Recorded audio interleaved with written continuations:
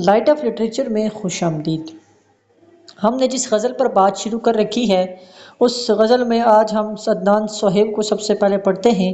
آپ 1984 کو وہ میاں چنوں میں پیدا ہوئے۔ تعلیم ایم اے اردو پیشہ وہ آپ کی تدریس ہے۔ آپ تدریس کے وہ پیشے سے وابستہ ہیں، اور جو نئے شعراء کی کھیپ آ رہی ہے اس میں آپ کا نام بہت اہم ہے۔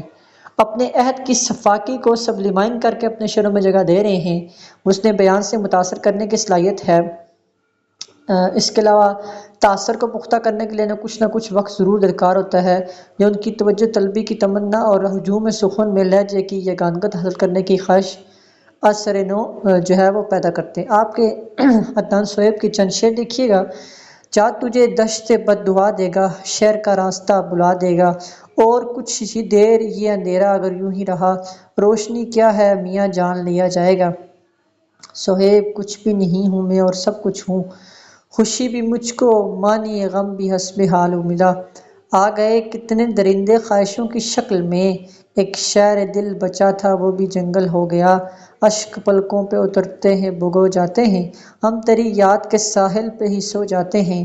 بھلے صبح کاذب سہی صبح تو ہے، چلو کچھ اندھیرا تو کم دیکھتے ہیں۔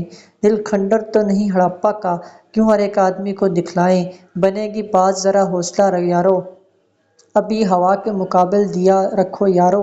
ایک بھی عکس مکمل نہ دکھائے مجھ کو، اتنا الجھا ہوں کہ الٹا نظر آئے مجھ کو۔ پہلے کی طرح اگر پھر بھی مجھے توڑنا ہے، اس سے کہہ دو کہ دوبارہ نہ بنائے مجھ کو۔ پھر تو بیماری بھی نعمت ہے میرے خیر اندیش، اور ستم گر بھی اگر پوچھنے آئے مجھ کو۔ کشکول ہاتھ میں نہ تھا تیشا کوئی صہیب، ہم عشق بھی کر لیتے تو کیا تیر مارتے۔ مجھے بعد میں سنبھالو یہ حساب تو لگا لو، میں بکھر گیا ہوں کتنا تمہیں جمع کرتے کرتے۔ زوال بخشے کسی کو کہ سرفراز کرے، اس کی مرضی ہے جسے وہ بے نیاز کرے۔ تیرے کاندھے پہ ہاتھ تو رکھ دیں، اپنی بے ساکھیاں تھمائیں کسے۔ کوئی تو بھیگے میرے قہقہوں کی بارش میں، کوئی تو ہو جو میرے ساتھ اشکبار چلے۔ بجھ گئی یہ آنکھ تو پھر روشنی بھی چھین لے، یا مکمل زندگی دے یا آدھی چھین لے۔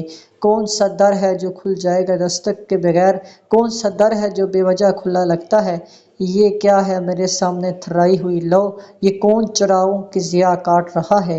یہ چیختا چلاتا لہو پوش پرندہ، لگتا ہے کسی چپ کی سزا کاٹ رہا ہے۔ تخت ہے، تاج ہے، حکومت ہے، ہمیں پھر بھی تیری ضرورت ہے۔ صہیب اس گھر میں شب سوئی ہوئی ہے، ابھی امکان بیداری نہیں ہے۔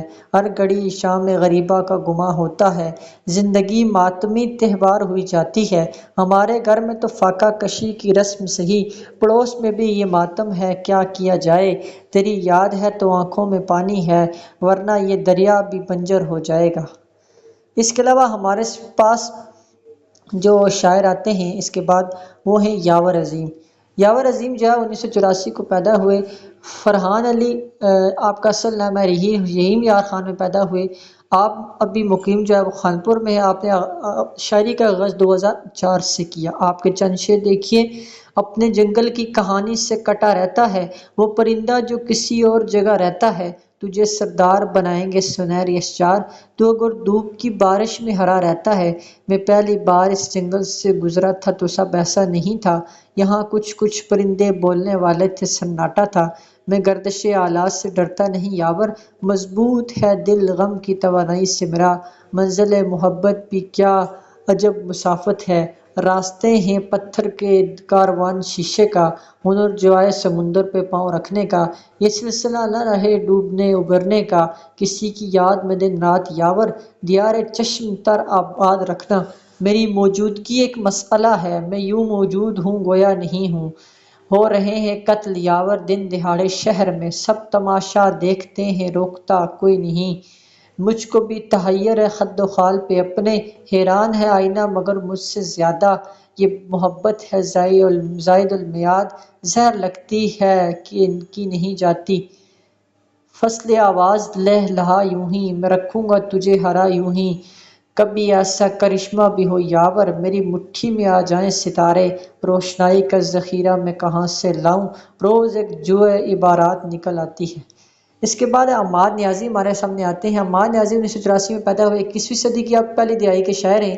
تخلیقی سفر غزل کے جدید ترین عہد میں شروع ہوتا ہے جو اپنی تازہ ترین حیثیت کی عامر شاعری کی ترجمانی کرتے ہیں۔ حماد کی پشت پر پنجاب کی دیسی ثقافت کھڑی نظر آتی ہے جس میں ان کی انفرادیت نمایاں طور پر نظر آتی ہے۔